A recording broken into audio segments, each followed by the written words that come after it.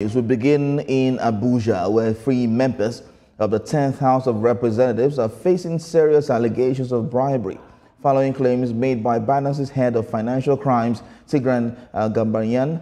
He alleges that the lawmakers demanded a $150 million bribe to halt an ongoing probe approved by the House. National Assembly correspondent Joke Adisa has more.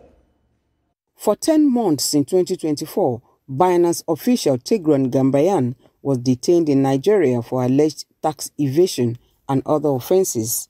He was arraigned by the Economic and Financial Crimes Commission (EFCC) on 5-count charge of tax evasion, currency speculation, and money laundering worth $34.4 million. Mr. Gambaryan became a free man in October 2024 after the Nigerian government dropped the money laundering charges against him following intervention by the U.S. government. He left Nigeria on the 25th of that month. In a post on his X handle on Friday, the Binance official accused 4 lawmakers of arranging a meeting with the firm where they demanded that a $150 million bribe be paid into their personal crypto wallets.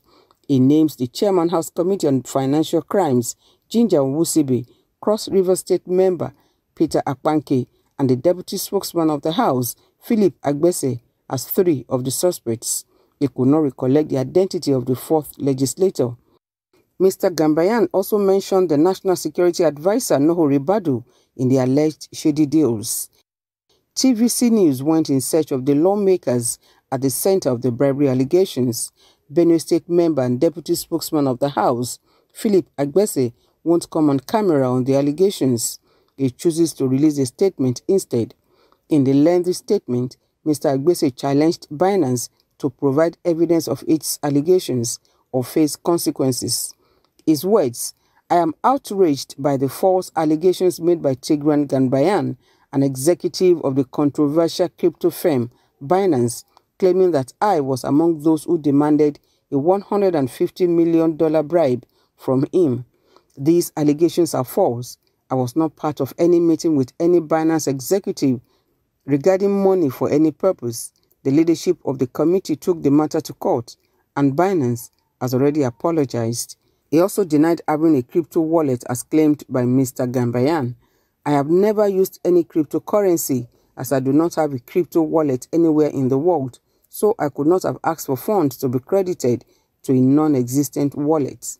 The chairman of the committee probing allegations of money laundering against Binance, Ginger Nwusibe, and a member of the committee, Peter Akpanke, did not respond to the several calls and messages put across to their phone lines.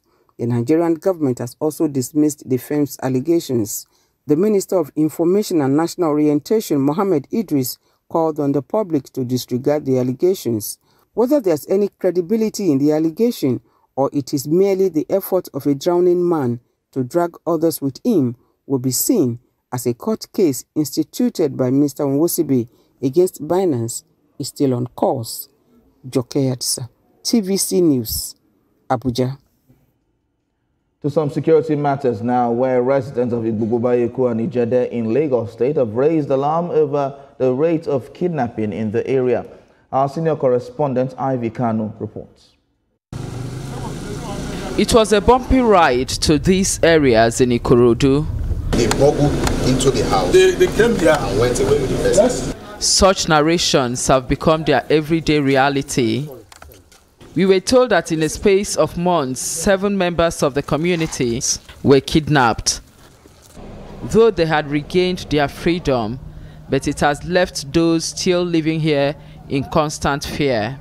The community feels abandoned because we are not seeing the presence of government, security, architecture of the government around us. And those people are just taking us for granted, coming in and picking us up one by one. We've met with the police commissioner tactical team, and they've been here the last time when the kidnapping issue happened, and it was at Bond Estate also when it happened, and we've met with them. We had a series of meetings on how to comb the creek, but so far I think due to logistics problem and all that, they've not been able to do their job. We have wrote letter to our king, which is Oba Kasali, Onigbogo of Igbogo Kingdoms. We have wrote a letter to them and the letter was delivered, and on Sunday now I'm going to another meeting again.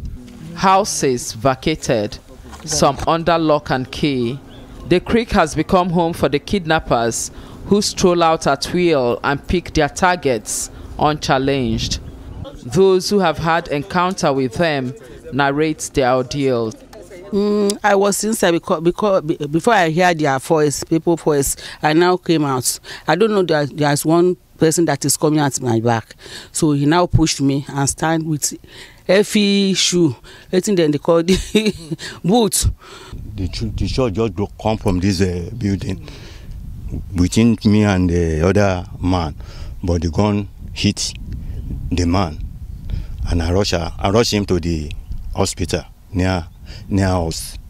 I didn't know that they have already snapped my wife with a nail on her head.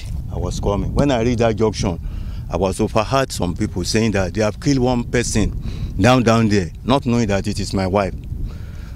On getting there, I just see her in a flood of blood. The residents wonder whose turn it is next. Ivy Kano, TVC News, Lagos. Well, let's take you to Kwara State, where a final year student of the Kwara State College of Education, Ilorin Yetunde Lawal, has reportedly been killed by a man she met on social media. Reports indicate that the suspect dismembered her body, allegedly for ritual purposes. The Kwara State Police Command confirmed the incident, stating that the suspect has been arrested. Ms. Yetunde was declared missing last Monday, prompting her family to report the case to the police in Ilorin. Investigators traced her last known call to an individual residing in Offa Garage area of the state capital. Still talking in security, now we'll move to Imo State. And Akwa Ibom State is in the news now, where more than 1,500 women police officers in Akwa Ibom State have completed an intensive 3-month operational training at the 26th Mobile Police Squadron in Uyo, the state capital. For the Commissioner of Police, Baba Azare, this is not just about training, it's a strategic move to strengthen the security network, not just in Akwa Ibom, but across Nigeria. He also emphasized the Inspector General's push for gender inclusion, ensuring women officers take on more active roles in policing. Commissioner of Police paid tribute to CP Wahid Ayilara, who initiated the training before his passing. Representing Governor Umo Eno, retired DIG Adeyemi Ogunjemilusi, congratulated the officers, tasking them to stay professional and committed to their duty. The Nigeria Police Force is not just evolving, but doing so with precision, capacity, and a clear vision for the future. Every officer, regardless of gender, is equipped to respond to security challenges with precision. They have acquired enough training, competencies required to be able to discharge their responsibilities as any police officer, whether man or woman. So that is the beauty of it.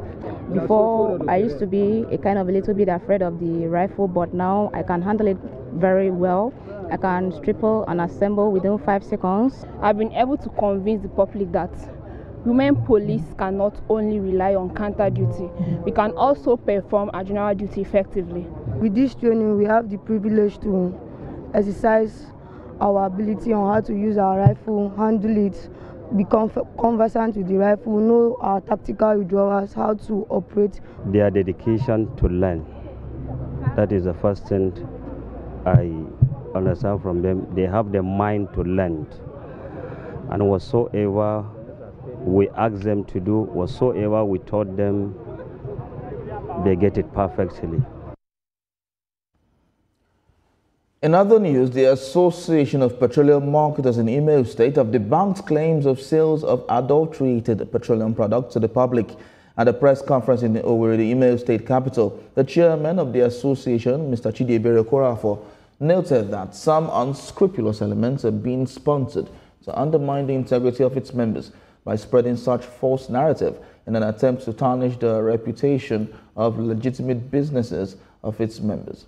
He asked Imo State residents to disregard the falsehood as it called on security agencies to clamp down on those behind the malicious campaign.